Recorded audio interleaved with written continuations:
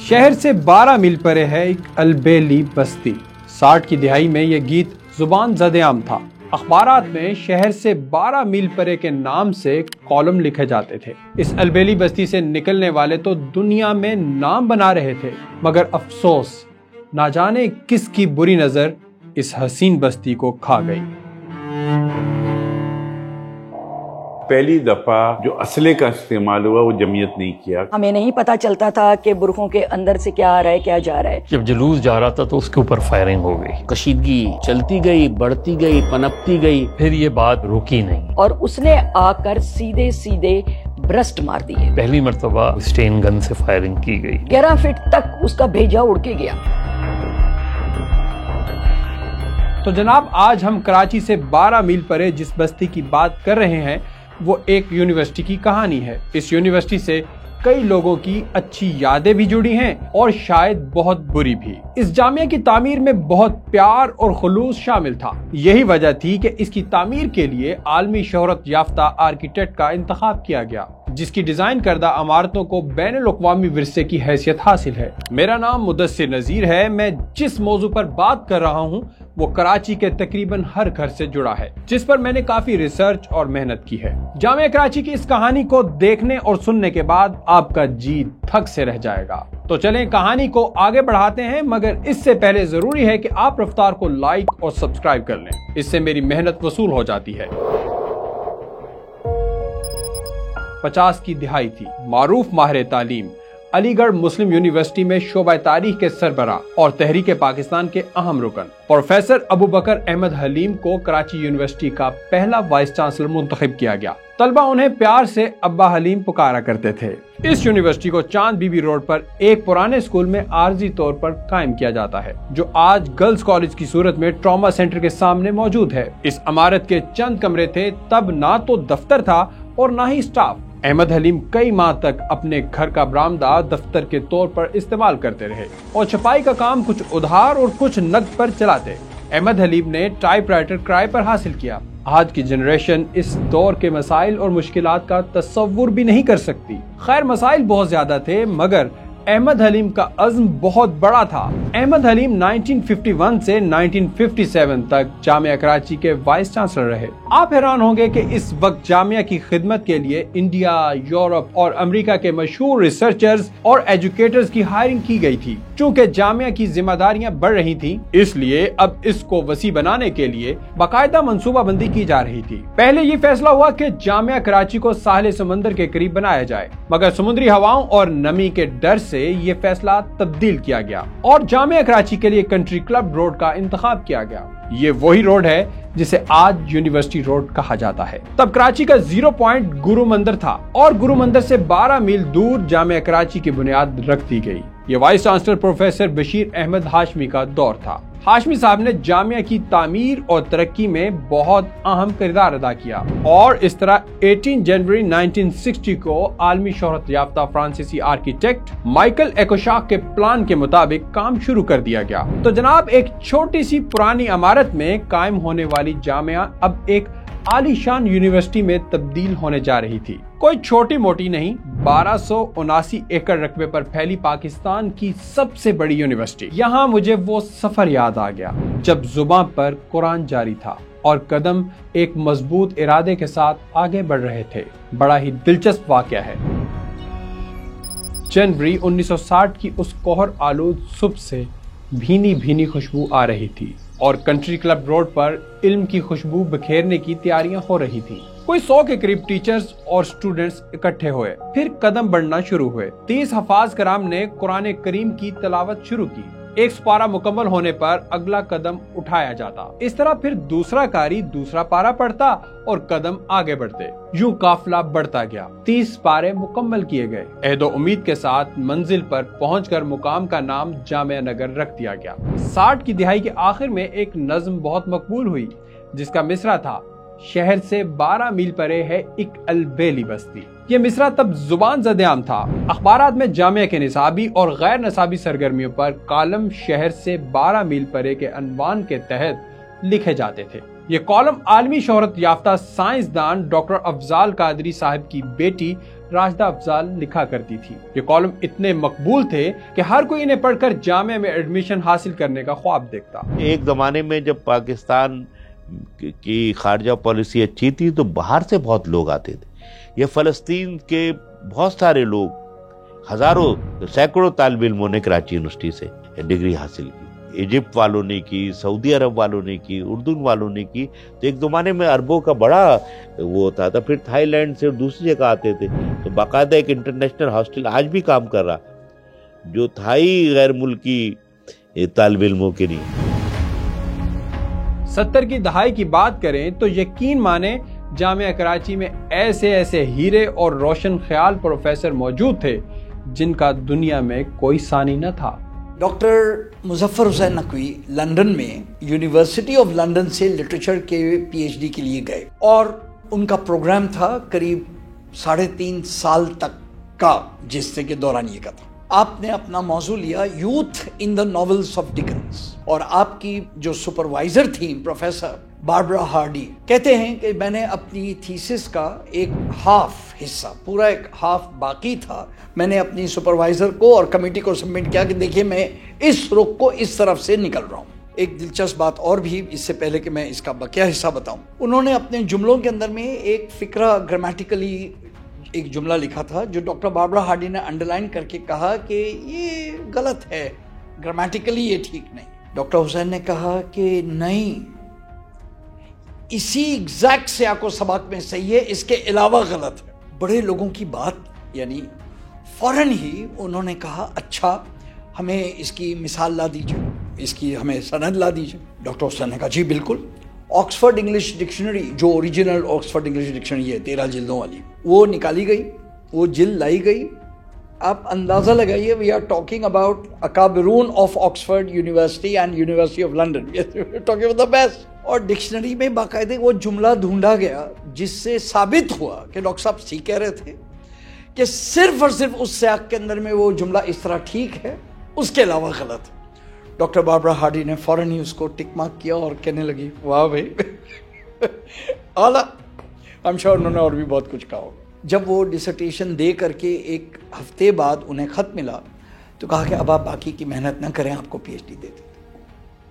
تو ڈاکٹر حسین پاکستان کے ان عظیم لوگوں میں سے ہیں جن کی آدھی تھیسس پر پوری تھیسس سمجھا گیا۔ It's a great thing. تو ان سے ہم نے شیکسپیئر اپنا ڈکنز کی گریٹ ایکسپیکٹیشنز پڑھی۔ کیا وقت تھا، طلبہ بھی زمانے کی دوڑ میں کسی سے پیچھے نہیں تھے۔ ہر چہرہ حشاش بشاش نظر آتا، ایسا لگتا تھا جیسے یہاں ہر پڑھنے والا ستاروں پر کمند ڈالنا چاہتا ہے۔ محمود حسین لائبریری آدھی رات تک کھلی رہتی، رات 12 بجے تک لائبریری کھلی ہوتی تھی، اور اس وقت کی روشنیوں اور رونقوں کے اندر میں جس طرح ہم لوگ سب پڑھائی کرتے تھے اور جس کو نارمل سمجھتے تھے، آج کا طالب علم امیجن بھی نہیں کر سکتا کہ شام کے وقت رات کا کھانا کھا کے میں ڈینسو ہال سے کراچی یونیورسٹی پہنچتا تھا پڑھائی کے لیے رات 9 بجے۔ یونیورسٹی میں محمود حسین لائبریری کے اندر بیٹھتے، تمام ریفرنس کی کتابوں میں سے نوٹس بناتے۔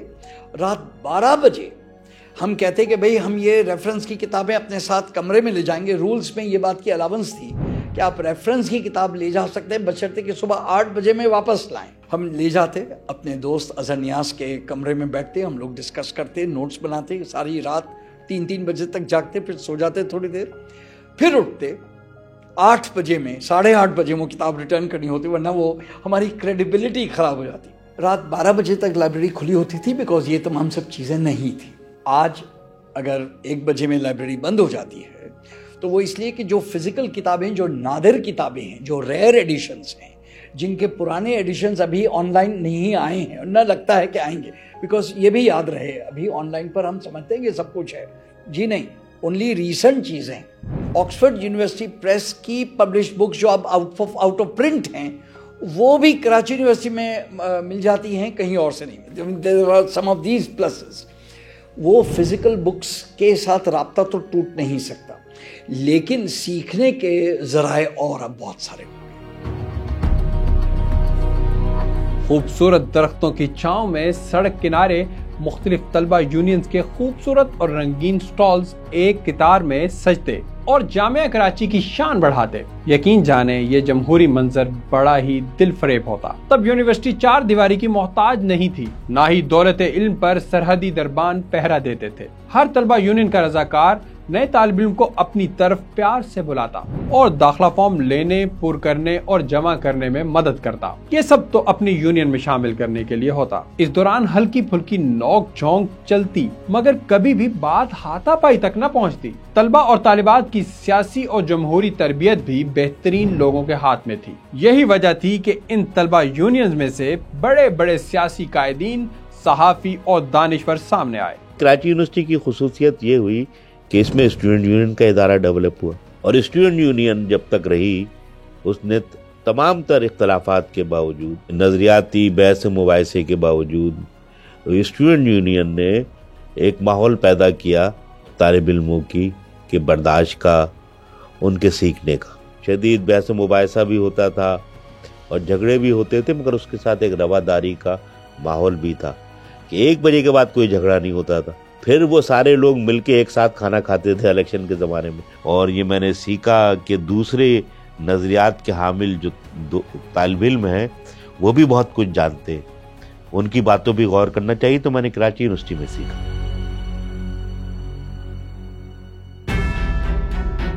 مگر یہ سنہرا دور بھی زیادہ دیر نہ رہا۔ اب پاکستان کی مقبول ترین جامعہ کی ترقی اور روشن خیالی کے چراغ بجھ رہے تھے۔ ایسا کیوں ہو رہا تھا؟ اس کو سمجھنے کے لیے ہمیں تھوڑا پیچھے جانا ہوگا۔ 1968 میں ایک طرف فیلڈ مارشل ایوب خان 10 سالہ اقتدار کی کامیابی پر جشن منا رہے تھے، تو دوسری طرف طلبہ تنظیم NSF نے آمرانہ نظام کے خلاف سڑکوں پر آنے کی ٹھان لی تھی۔ اب آپ کہانی کے اس موڑ پر ہیں جہاں طاقت کے حصول کے لیے رساکشی عروج پر ہے۔ ذوالفقار علی بھٹو ایوب کابینہ سے مستعفی ہو کر ڈکٹیٹرشپ کے خلاف ملک بھر میں طوفانی دورے کر رہے تھے۔ 7 نومبر 1968 کو بھٹو صاحب راولپنڈی پہنچتے ہیں۔ وہ ایک جیپ پر کھڑے ہو کر اپنے مخصوص انداز میں راولپنڈی پولی ٹیکنیک انسٹیٹیوٹ کے سامنے طلبہ کا عوامی جذبہ بھڑکاتے ہیں اور اپنی جیپ کو لے کر آگے نکل جاتے ہیں۔ ان کے جانے کے باوجود طلبہ کا سڑکوں پر رش ختم نہیں ہوتا۔ آمریت کے خلاف جنون تھا کہ بڑھتا ہی جا رہا تھا۔ اس دوران ٹریفک بری طرح سے متاثر ہوتی ہے اور پولیس بھی طلبہ کو منتشر کرنے میں ناکام ہو جاتی ہے۔ اچانک پولیس کی گولی چلتی ہے جو ایک نوجوان طالب علم عبدالحمید کا سینہ چیرتی ہوئی نکل جاتی ہے۔ عبدالحمید چند ہچکیاں لے کر دنیا سے رخصت ہو جاتا ہے۔ جواں سال موت نے طوفان کی شکل اختیار کر لی جس نے چند ہی روز میں پورا ملک لپیٹ میں لے لیا۔ طلبہ یونین کی تحریک اب عوامی تحریک میں بدل چکی تھی۔ ذوالفقار علی بھٹو کو بھی تخت ایوب گرانے کا موقع مل گیا۔ ویسے تو 7 نومبر 1968 کو چلنے والی گولی کے پیچھے کئی اور راز بھی دفن ہیں جو اگر بتانا شروع کیے تو بات کہیں اور نکل جائے گی۔ خیر، نیشنل اسٹوڈنٹ فیڈریشن یعنی NSF کی تحریک نئی سوچ لے کر جامعہ کراچی کے دروازے پر دستک دیتی ہے جسے خوش آمدید کہا جاتا ہے۔ جنرل ایوب کے خلاف کراچی یونیورسٹی کی NSF ہراول دستے کا کردار ادا کرتی ہے۔ جمہوریت اور آمریت کی اس جنگ میں روشن خیال پروفیسرز بھی طلبہ تنظیموں کا ساتھ دینے لگے۔ یہ وہ دور تھا جب طلبہ یونینز انتخابات کرتی اور اپنے نمائندے سامنے لاتی۔ اب میں 70 اور 80 کی دہائی کا ذکر کروں گا، مگر اس سے پہلے یہاں آپ کو رائٹ اور لیفٹ کیا تھا یہ سمجھانا ضروری ہے۔ ترقی پسند ماڈرن سٹوڈنٹس جو سوشلزم کے حامی تھے وہ لیفٹ ونگ کے لوگ کہلاتے۔ یہ سب آزاد خیال تھے اور جدید علم کی بات کرتے تھے۔ روس اور چین کی ترقی کو پسند کرنے والے یہ طلبہ اپنے تعلیمی ادارے میں ایشیا سرخ کا نعرہ لگاتے، جبکہ اسلامی نظام اور مشرقی روایت کے حامی طلبہ رائٹ ونگ کے لوگ کہلاتے۔ مسلم ممالک میں اتحاد کی خواہش رکھنے والے یہ طلبہ اپنے تعلیمی اداروں میں ایشیا سبز ہے کا نعرہ لگاتے۔ بس اب کراچی یونیورسٹی دائیں بازو کے اسلام پسندوں اور بائیں بازو کے ترقی پسندوں کے درمیان تناؤ کا مرکز بنتی جا رہی تھی۔ اس دور میں پہلی بار وائس چانسلر کی توہین کا افسوسناک واقعہ پیش آیا۔ یہ غالباً 1977-78 کا زمانہ تھا۔ ڈاکٹر احسان رشید کراچی یونیورسٹی کے وائس چانسلر تھے۔ اس دور میں طلبہ یونینز کے انتخابات ہوتے ہیں اور جمعیت کو انتخابات میں شکست کا سامنا کرنا پڑتا ہے۔ لبرل تنظیموں کے لیڈر مصطفین کاظمی جمعیت کے سلیم مغل کو شکست دے کر صدر منتخب ہو جاتے ہیں۔ مستفین کاظمی اپنے کچھ مطالبات وائس چانسلر ڈاکٹر احسان رشید کے سامنے رکھتے ہیں۔ ڈاکٹر احسان یہ آزاد خیال مطالبات ماننے سے انکار کر دیتے ہیں۔ انکار کیوں کیا؟ اس بات پر ڈاکٹر احسان کے ساتھ شدید بدتمیزی کی جاتی ہے، انہیں دفتر سے نکال کر تالا لگا دیا جاتا ہے۔ بات یہاں ختم نہیں ہوتی، ان کی کرسی کو سڑک پر رکھ کر جلا دیا جاتا ہے۔ اسلامی جمعیت طلبہ وائس چانسلر کے لیے آواز اٹھاتی ہے تو ان کے لوگوں کو مارا پیٹا جاتا ہے۔ 1977 میں ملکی سیاست ایک نیا موڑ لیتی ہے۔ جنرل ضیاء الحق نے ذوالفقار علی بھٹو کی حکومت کا تختہ الٹ کر ایک بار پھر آمریت مسلط کر دی۔ بات صرف یہاں ختم نہیں ہوتی، ملک میں ایک بار پھر سیاسی بھونچال آ جاتا ہے۔ ضیاء الحق اپنی حکومت قائم رکھنے کے لیے ایک انتہائی قدم اٹھاتے ہیں اور ذوالفقار علی بھٹو کو پھانسی پر لٹکا دیا جاتا ہے۔ بھٹو کی موت کے بعد سیاست میں شدت آنے لگتی ہے، جس کے اثرات طلبہ تنظیموں تک بھی پہنچنے لگتے ہیں۔ شروع میں جمعیت نے دیگر طلبہ تنظیموں کے ساتھ آمریت کے خلاف احتجاج کیا، مگر بعض محققین کے مطابق جماعت اسلامی نے جنرل ضیاء الحق کے ساتھ مکمکا کر لیا اور بھٹو کی موت پر خاموشی اختیار کر لی۔ کیا سچ مچ مکمکا ہوا تھا؟ اس بات کا جواب میرے پاس نہیں، مگر اتنا معلوم ہے کہ بھٹو کے دور کو بھی ڈیموکریٹک ڈکٹیٹرشپ کا نام دیا گیا تھا۔ ان کے دور میں لسانی فسادات میں کئی لوگ قتل ہوئے، اردو بولنے والے بھی بھٹو سے ناراض رہے، 9 ستارہ تحریک بھی چلی۔ جہاں بہت سے افراد بھٹو کی پھانسی پر غمگین تھے، وہیں بہت سے لوگ خوشیاں منا رہے تھے۔ شاید اس لیے جمعیت نے بھٹو کی پھانسی پر احتجاج کے بجائے خاموشی اختیار کی، اور شاید اسی لیے اس خیال نے جنم لیا کہ جمعیت کا آمریت کے ساتھ مکمکا ہو گیا ہے۔ خیر، اسٹوری کو آگے بڑھاتے ہیں۔ یہ وہ دور تھا جب اسلامی جمعیت طلبہ خود کو جدید ہتھیاروں سے لیس کر رہی تھی۔ اس دور میں اسلامی جمعیت طلبہ پر الزام لگایا گیا کہ ان کے پاس ایک تھنڈر اسکواڈ ہے جو عسکری ونگ کا کام کرتا ہے۔ 1978 میں الطاف حسین جامعہ کراچی میں آل پاکستان مہاجر اسٹوڈنٹ آرگنائزیشن کی بنیاد رکھتے ہیں۔ APMSO کے زیادہ تر اراکین لبرل اسٹوڈنٹ فیڈریشن سے تعلق رکھتے تھے۔ 1981 میں APMSO یونائٹڈ اسٹوڈنٹ فیڈریشن میں شامل ہو گئی، جو جنرل ضیاء کے خلاف بنائی گئی تھی۔ بھائی، یہ وہی APMSO ہے جس کے طالب علموں کو کوٹا سسٹم کی وجہ سے ایڈمیشنز نہیں دیے جاتے تھے۔ کراچی یونیورسٹی سمیت سندھ کے تعلیمی اداروں میں مہاجر طلبہ کے اسناد چھین کر پھاڑنے کے کئی واقعات سامنے آئے۔ APMSO کے بانی الطاف حسین کو کئی بار تشدد کا نشانہ بنایا گیا اور انہیں جامعہ سے بھی نکالا گیا۔ پھر ایک وقت آتا ہے کہ اسی تنظیم کے اراکین رکشوں بسوں کا کرایہ بھر کر ایوانوں تک پہنچتے ہیں اور وفاقی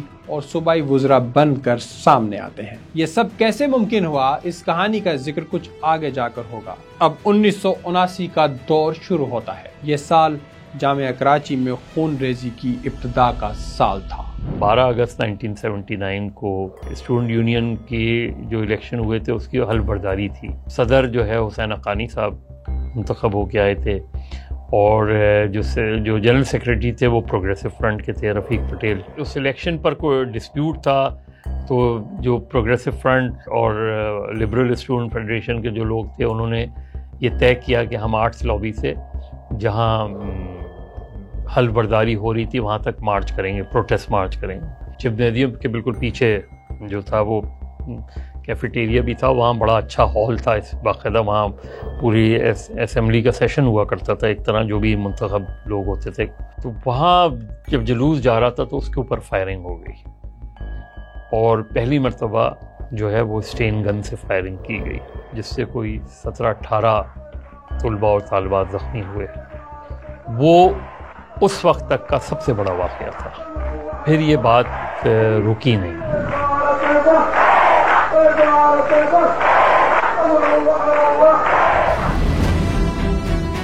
1979 سے 1983 کے دوران دائیں اور بائیں بازو کے طلبہ کے درمیان کئی تصادم ہوئے۔ خون ریزی کو ہوا دینے کے لیے دونوں ونگز افغان پناہ گزینوں سے ہتھیار خریدتے رہے۔ یہاں یہ سوال پیدا ہوتا ہے کہ ایسے میں ریاست کہاں تھی؟ طلبہ یونین کے پاس اسلحہ کہاں سے آ رہا تھا؟ کچھ لوگوں کا خیال ہے کہ 80 کی دہائی میں اسلامی جمعیت طلبہ کو سرکاری سپورٹ حاصل تھی۔ عامر کی محبت میں اسلامی جمعیت طلبہ بھی آمرانہ مزاج میں رنگ چکی تھی۔ وہ تمام طلبہ کو اپنے ریڈار پر رکھتی۔ پیپلز اسٹوڈنٹ فیڈریشن سے تعلق رکھنے والا کوئی طالب علم اگر جیے بھٹو کا نعرہ لگاتا تو وہ مخبری میں سیدھا حوالات چاہتا۔ کراچی کے اندر پہلی دفعہ جو اسلحے کا استعمال ہوا وہ جمعیت نہیں کیا، کراچی یونیورسٹی انہوں نے وہاں اسٹین گن سے فائرنگ کی، یہ کی وہ کی، پھر ابتدا انہوں نے رکھی۔ اس زمانے PMS ہوتی تھی. اچھا جمعیت کراچی میں ڈومینیٹ کرتی تھی.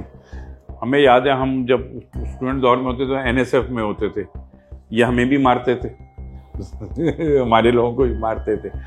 PSF کو بھی انہوں نے بہت, بلکہ ضیاء الحق کے دور میں تو انہوں نے ہمارے لوگوں کو بہت تنگ کیا تھا.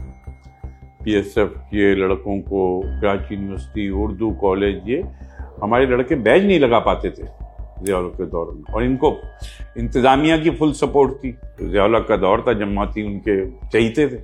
پروپیگنڈا ایسی چیز ہے جو مسلسل اگر کیا جائے, ایک ہی بات کو بار بار دہرایا جائے, تو پھر وہ لوگوں کے ذہنوں میں گھس جاتا ہے. میں نے بڑے ڈیپلی دیکھا ہے معاملات کو کہ اس طرح کی کوئی صورتحال نہیں تھی کہ مطلب یہ کہ باقاعدہ کوئی ایسی کاوش کریں. اس زمانے میں جمعیت کے لوگ پکڑے بھی جاتے تھے, ان پہ مقدمے بھی بنتے تھے, اگر جامعہ میں تنازعات ہوتے تھے تو کوئی اسپیشل فیور تو ہم نے کبھی نہیں دیکھا کہ صاحب ضیاء الحق صاحب نے یہ دور حکومت ہے لہذا کچھ نہیں کہا جائے گا. اس کے برعکس دوسرے لوگوں کو زیادہ مراحت حاصل تھیں. اس زمانے کے لگائے ہوئے پولیس افسر بھٹو صاحب کے وہ طرفداری کرتے تھے, باقاعدہ ارسٹ نہیں کرتے تھے. ضیاء الحق کے دور میں الیکشن بھی ہوئے ہیں, جمعیت کامیاب بھی ہوئی ہے, تو کوئی کسی نے آ کر ووٹ تو نہیں ڈلوائے, انہیں طلبہ نے ہی ووٹ ڈالے جمعیت کو. بڑا فیئر الیکشن ہوتا تھا, کبھی کوئی الزام نہیں لگا کہ کوئی دھاندلی ہوئی ہو یا بوگس ووٹنگ ہوئی ہو یا بیلٹ باکس اٹھا کے لے جائے گئے ہوں. کبھی ایسی صورتحال پیش نہیں آئی. 1980 میں NSF اور اسلامی جمعیت طلبہ کے درمیان ایک جھڑپ ہوتی ہے. اس جھڑپ میں NSF کا ایک لڑکا قدیر عابد گولی لگنے سے مارا جاتا ہے. ایکشن کا ریئیکشن تو لازمی ہے. بائیں بازو سے تعلق رکھنے والی تمام طلبہ تنظیمیں اپنے اپنے عسکری ونگز بنانا شروع کر دیتی ہیں. جامعہ کراچی میں اب مشکوک چہرے کثرت سے دکھائی دے رہے ہیں جو دکھنے میں اسٹوڈنٹس نہیں لگتے. شہر سے 12 میل پرے دور جو بستی بڑے پیار سے سجائی گئی تھی, اب وہاں نفرتوں کے سائے منڈلانے لگے تھے. مارچ 1981 میں ایک اور حیران کن واقعہ پیش آتا ہے. PSF اس دور میں ضیاء الحق کے خلاف پورے ملک میں ایک تحریک چلا رہی ہے. ملک بھر کی یونیورسٹیز بند ہیں مگر کراچی یونیورسٹی کھلی ہے. کراچی یونیورسٹی کو بند کرنے کے لیے PSF کے طلباء نعرے بازی کرتے ہیں کہ وہاں آرمی کی ایک جیپ ایڈمنسٹریشن بلاک آ کر رکتی ہے. ایک میجر اس میں سے نکل کر ایڈمن بلاک میں چلا جاتا ہے. PSF کو جب یہ پتا چلتا ہے تو اس کے کارکن آگ بگولا ہو جاتے ہیں. کچھ طلباء PSF کے جنرل سیکرٹری اکرم قائم خانی کو سارے معاملے سے آگاہ کرتے ہیں. اکرم قائم خانی لڑکوں کے ساتھ مل کر جیپ کے پاس پہنچتے ہیں اور یہ نعرہ لگانا شروع کر دیتے ہیں, فوج کا جو یار ہے, یار ہے, غدار ہے, جنرل کرنل کی سرکار نہیں چلے گی, نہیں چلے گی.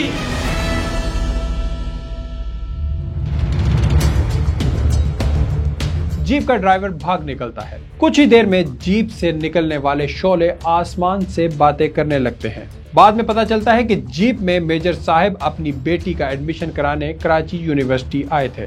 آرمی جیپ جلائے جانے کی خبر جنگل میں آگ کی طرح پھیل جاتی ہے. اکرم قائم خانی نے وائس آف امریکہ کو انٹرویو دیتے ہوئے انکشاف کیا کہ ان پر حملے میں تھنڈر اسکواڈ ملوث تھی. انہوں نے زرار خان اور فرق سعید پر الزامات عائد کیے. انہی سالوں میں مرتضی بھٹو اور شاہ نواز بھٹو کی تنظیم الذوالفقار کے رکن سلام اللہ ٹیپو کراچی سے پشاور جانے والی PIA کی پرواز PK-326 کو 2 ساتھیوں کے ساتھ مل کر اغوا کرتے ہیں اور اس پرواز کو افغانستان کے شہر کابل میں اتارا جاتا ہے. پھر الذوالفقار ضیاء الحق حکومت کے سامنے کچھ مطالبات رکھتی ہے. بھٹو کی پھانسی کے بعد بھٹو برادران نے اس ہائی جیکنگ کو جمہوریت کی بحالی کے لیے درست اقدام قرار دیا تھا. آپ سن کر حیران ہوں گے کہ اس جہاز کو ہائی جیک کرنے والا سلام اللہ ٹیپو PSF عسکری ونگ کا کارکن تھا. طیارہ ہائی جیک کرنے سے پہلے آمریت سے شدید نفرت کرنے والا ٹیپو اکثر کراچی یونیورسٹی میں آتا اور اپنی روب جماتا. 26 فروری 1981 کی دوپہر 12:30 بجے ایڈمنسٹریشن بلاک کے سامنے ایک کار آ کر رکتی ہے. کار سوار روسی ہینڈ گرینیڈز، رائفلز اور لائٹ مشین گن سے لیس تھے. اچانک اندھا دھند فائرنگ شروع ہو جاتی ہے. اس بار گولی جمعیت طلبہ کے رکن اور MSc کیمسٹری کی ڈگری حاصل کرنے والے حافظ اسلم کو اپنا نشانہ بناتی ہے. سر پر گولی لگنے سے حافظ اسلم آرٹس لابی کے سامنے گرتے ہیں اور تڑپ تڑپ کر جان دے دیتے ہیں.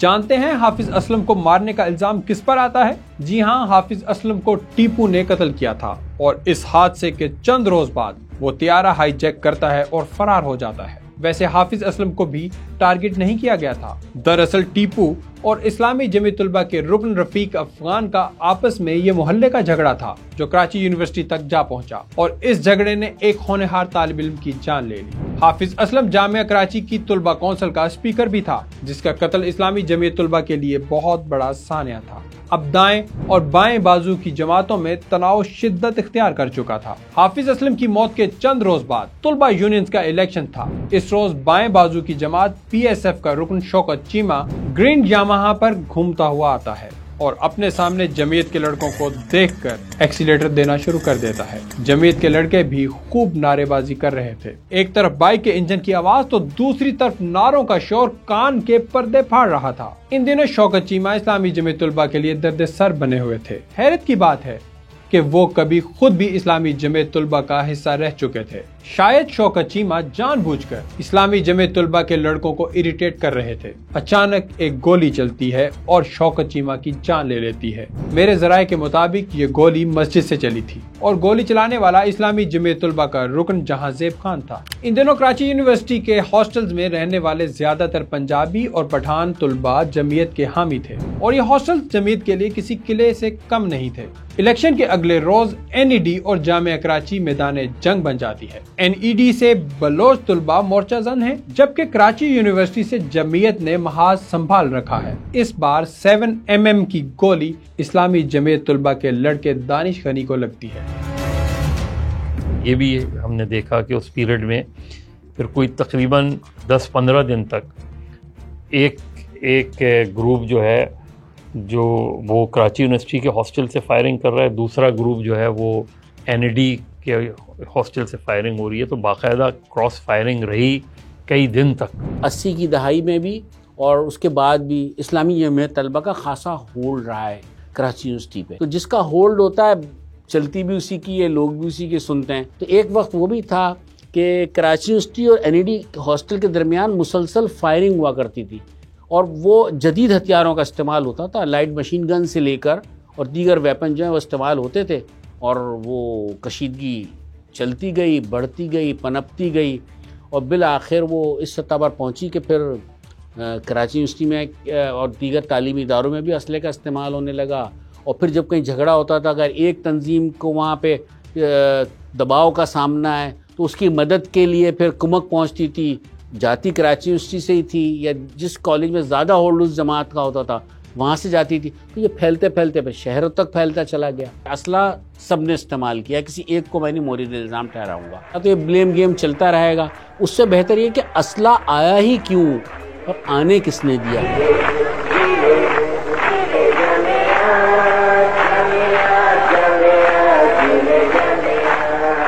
1983 में इस्लामी जमीयत तुलबा कराची यूनिवर्सिटी के इंतखाबात में कामयाब हो गई। अलबत्ता पंजाब के बेशतर कॉलेजों और यूनिवर्सिटीज में इसे शिकस्त का सामना करना पड़ा। धीरे धीरे इस्लामी जमीयत तुलबा की मकबूलियत कम हो रही थी। दूसरी जानिब तरक्की पसंद तुलबा तंजीमें मजबूत हो रही थी। 1984 में तशद्दुद के वाक़यात बढ़ रहे थे। बजाय इसके कि रियासत इन छोटी मोटी लड़ाइयों को कम करने में मदद करती, ज़िया हुकूमत ने तुलबा सियासत और यूनियंस पर पाबंदी लगाकर बड़ी गलती कर दी। पाबंदी के बावजूद पुरतशद्दुद वाक़यात न सिर्फ चलते रहे बल्कि उल्टा उनमें इजाफा हो गया। उस वक्त PSF कराची की गर्ल्स प्रेसिडेंट राहिला टवाना बताती हैं कि ये वो दौर था जब PSF मार्शल लॉ के खिलाफ डंके की चोट पर लड़ रही थी। कराची यूनिवर्सिटी के वाइस चांसलर और जमीयत के तुलबा PSF के कारकुनों को एडमिशन नहीं लेने देते थे। एडमिशन लेने के लिए शदीद झड़पें हुआ करती। 1987 में खुले आम असलहा आता दिखाई देता। हमारे लिए एक टफ टाइम आ गया जमात की तरफ से, जमात इस्लामी की तरफ से, क्योंकि वो बड़ी जमात थी और वो लोग थोड़ा अपनी पावर को यूज़ करते थे। वो दो तरीके से यूज़ करते थे। एक तो जो उनकी गर्ल्स थी वो पहनती थी बुरखे और हमें नहीं पता चलता था कि बुरखों के अंदर से क्या आ रहा है क्या जा रहा है, लिहाजा वो हमारे लिए बहुत बड़ी प्रॉब्लम होती थी क्योंकि हम सब तो बाकी तंजीमों के अंदर ऐसी कोई चीज़ नहीं थी, कुछ ढका छुपा ऐसा नहीं था कि हम पता ही ना चले कि कोई चीज़ आ रही है बाहर से या कोई चीज़ जा रही है। वेपन, मेरी मुराद वेपन से है। हमने देखा कि हमारी यूनिवर्सिटी में वेपन आना शुरू हो चुका है, हॉस्टल्स पे कब्जे होने शुरू हो चुके हैं اور کلاسز بھی کسی کی مرضی سے ہوتی ہیں اور نہیں ہوتی ہیں. یہ چیزیں ہمارے لیے بڑی مشکل ہو گئی تھی. تو بہرحال ہم ایک فائٹ کے پڑھائی کے علاوہ ہم ایک فائٹ کے موڈ میں آتے جا رہے تھے. اسٹوڈنٹ تھوڑا غصے میں آتے جاتے تھے, صرف ہم ہی نہیں, باقی تنظیمیں بھی, ڈی ایس ایف تھی, این ایس ایف تھی, اور یہ زیادہ فیمس تھی, یا اس کے اندر پی ایس اے تھی اس وقت, جی ایس ان کے لڑکے تھے, یہ لوگ آ رہے تھے ہماری طرف. ہر کالج یونیورسٹی میں زندہ ہے جمعیت, زندہ ہے جمعیت. اس دور کے کچھ سینئر صحافی بتاتے ہیں کہ طلبہ تنظیموں پر پابندی کے باوجود جمعیت کے کارکنان کو تو کھلی چھوٹ تھی, جبکہ دیگر تنظیم کے کارکنوں کو پکڑ پکڑ کر جیلوں میں ڈالا جا رہا تھا. سیاسی شطرنج پر آمریت ایک اور چال چل رہی تھی. ضیاء حکومت کو ماشاء اللہ کی حمایت کے لیے اردو بولنے والوں کو ساتھ ملانا تھا. 15 اپریل 1985 کو ناظم آباد میں سر سید کالج کے نزدیک ایک تیز رفتار بس طالبہ پر چڑھ دوڑی. حادثے میں بشرا زیدی کی جان چلی جاتی ہے, مگر شہر ایک نہ تھمنے والے طوفان کی زد میں آ جاتا ہے. طالبہ کی ہلاکت پر شروع ہونے والا احتجاج لسانی رنگ اختیار کر لیتا ہے اور فسادات پھوٹ پڑتے ہیں. اس جنگ میں مہاجر نعرے کو وہ سیاسی مقبولیت ملی جس کی توقع اے پی ایم ایس او کو بھی نہیں تھی. شاید اس مارشل لا میں ایم کیو ایم کو پیپلز پارٹی کے خلاف ایک نئی قوت بنایا جا رہا تھا. ساری توپوں کا رخ پیپلز پارٹی کی جانب تھا.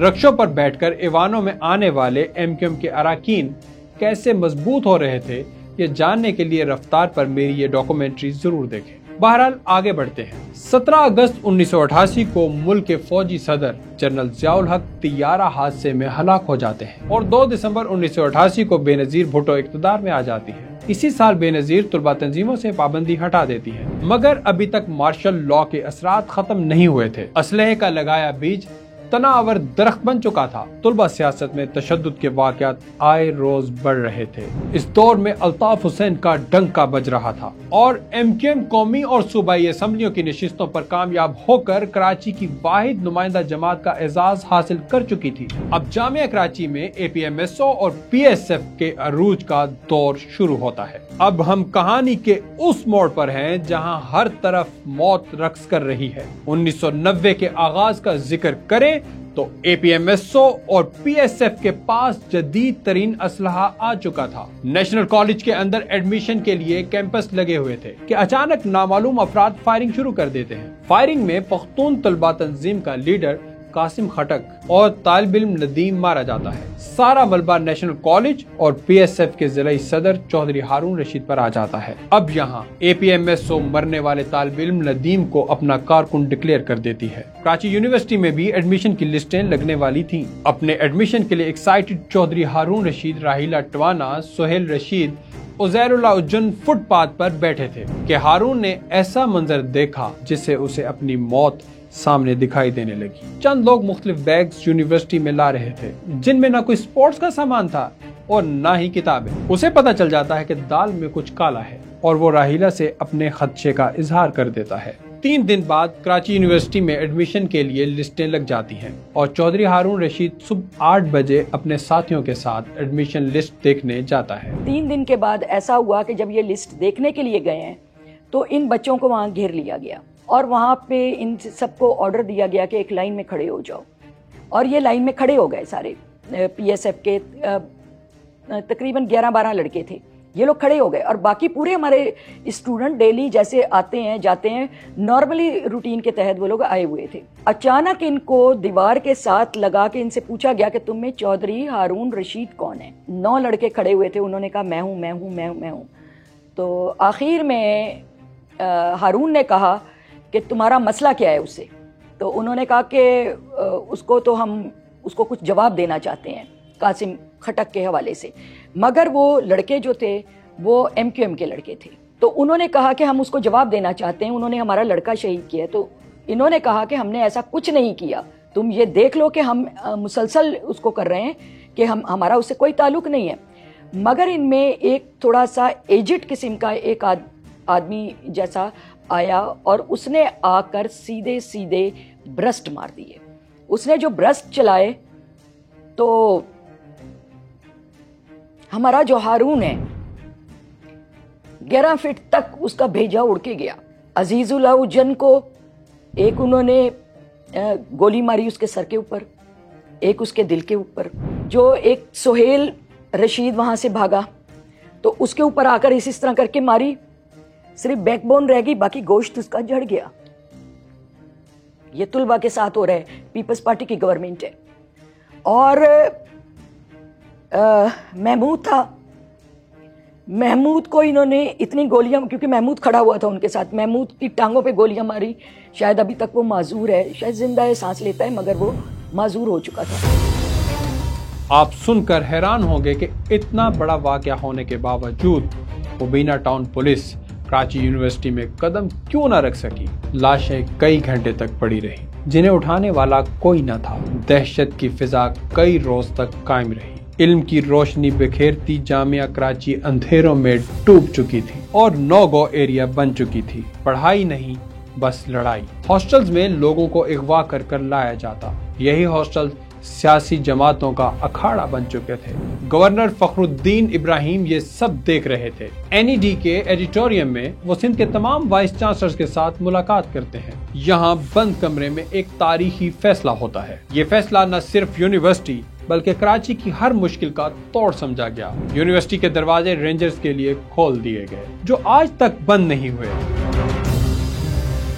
کہانی یہاں ختم نہیں ہوئی. انڈرورلڈ کے لوگ کیسے کراچی یونیورسٹی آتے تھے؟ وہ کون تھا جس سے پوری APMSO اور الطاف حسین تھر تھر کانپتے تھے؟ 90 کی دہائی کے بعد سے اب تک کراچی یونیورسٹی میں کیا کچھ ہوتا رہا؟ یہ سب جاننے کے لیے آپ کو میری نیکسٹ رپورٹ کا انتظار کرنا پڑے گا.